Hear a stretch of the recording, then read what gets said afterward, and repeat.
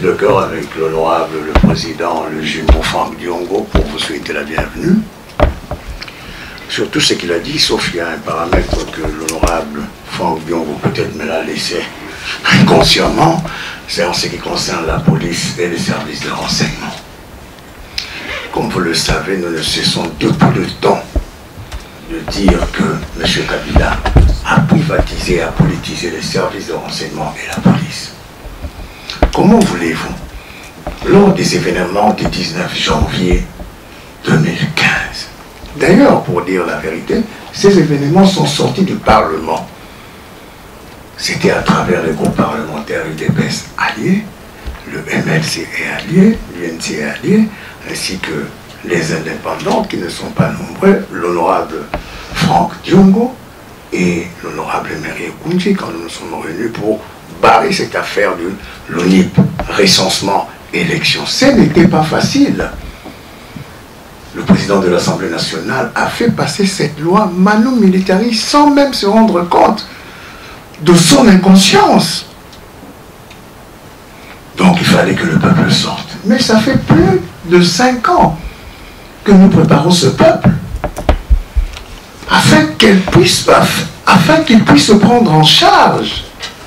Aujourd'hui, ce ne sont pas les ténors qui sont là aujourd'hui.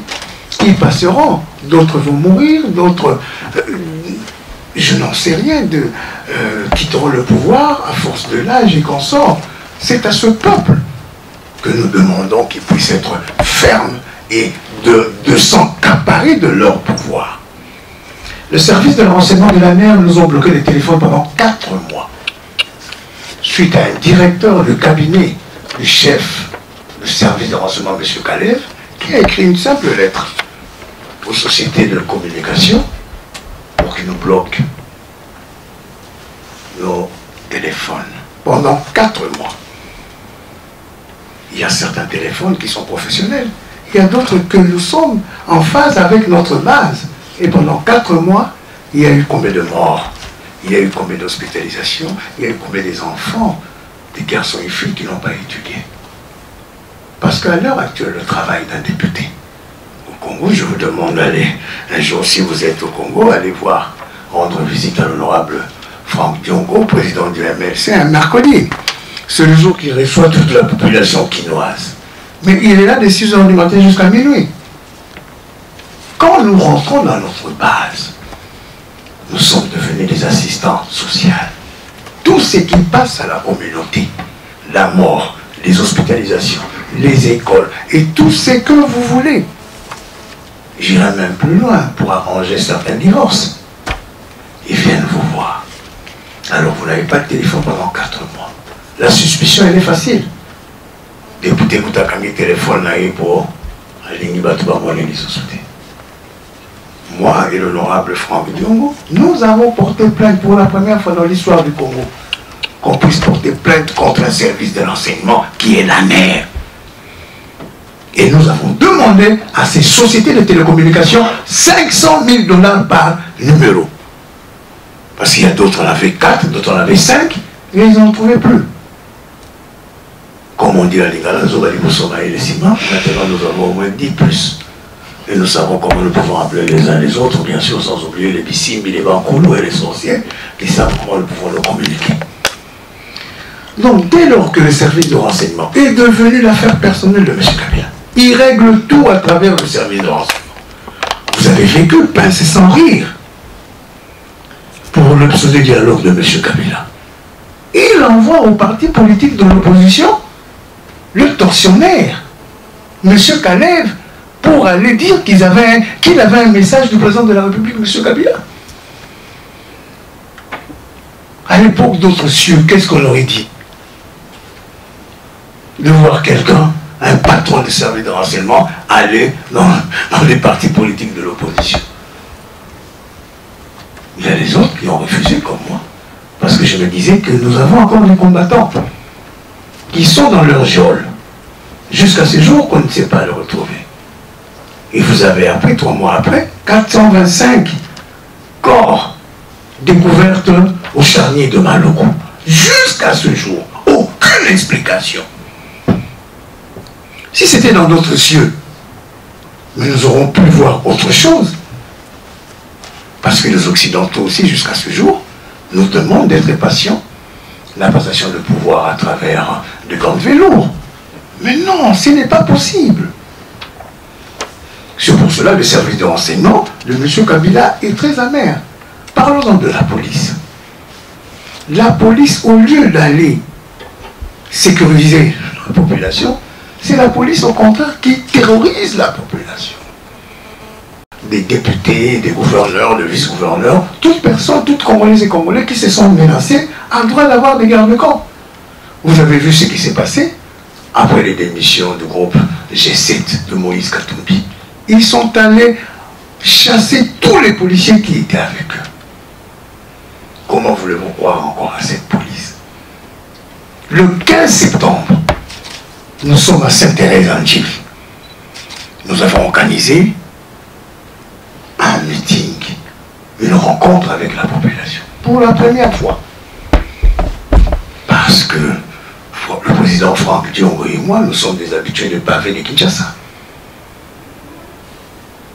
Nous avons pu voir les enfants de certains présidents des partis politiques et les enfants de certains amis de 15, 16, 17 ans. Le pouvoir de M. Kabila envoie une horde. Plus de 100 militaires et policiers, sportifs, tous connus à la Ligue des jeunes du PPRD, qui se sont réunis le lundi soir. Au lieu qu'on leur donne 100 $ comme ils étaient convenus, on leur a donné 65 $ par quelqu'un.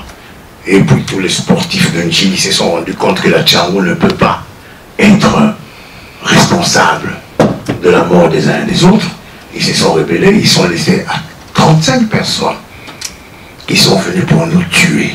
Je dis bien nous tuer. À quelque chose près, le malheur est bon. Certains égaux ont fait en sorte que certains leaders de la dynamique et d'autres que nous avons invités puissent venir à leur heure de confiance. Mais ils attendaient que nous puissions directement entrer sur le chemin pour négocier cela. Et vous avez vu la suite.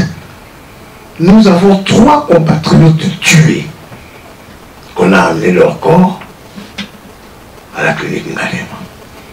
Mais jusqu'à ce jour, nous demandons l'identité de nos 3 frères. Ils peuvent être utilisés par le pouvoir politique. Mais qui sont-ils? D'où viennent-ils? Pourquoi ils étaient là? Pourquoi on les a payés pour tuer leurs propres frères? Nous sommes partis porter plainte sur le procureur de la République comme d'habitude. Donc c'est un dossier qui serait sans suite. Et j'ai terminé par ce que la population nous demande. Ne vous en faites pas. La population ne demande qu'une seule chose. Monsieur Kabila doit partir. Toute personne qui ira au dialogue avec M. Kabila serait responsable de lui-même. Le problème, ce n'est pas le dialogue. Après avoir détruit ce dialogue, ce pseudo-dialogue, parce que M. Kabila venait d'organiser des concertations, vous savez, il y a à peine 2 ans. Il est même venu clôturer ces concertations en disant qu'il y avait 100 résolutions qui doivent nécessairement être prises en compte dès le lendemain. Jusqu'à ce jour, il n'y en a que 2. La nomination du gouvernement Matata 2, la nomination du professeur Zolo Bambi, qui est parti déposer une liste de malfaiteurs, de corrompus de la République. 24 heures après, c'est le procureur général de la République qui dit la personne qui dit encore qu'on est venu laisser les noms des gens ici, c'est là arrêté.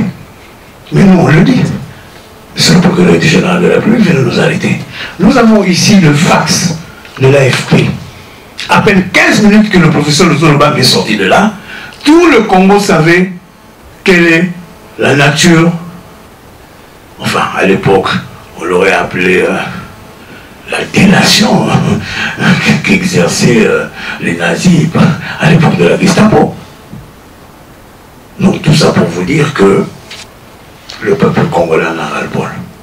Le peuple congolais estime que M. Kabila a eu la chance de diriger ces pays et que maintenant la place à quelqu'un d'autre.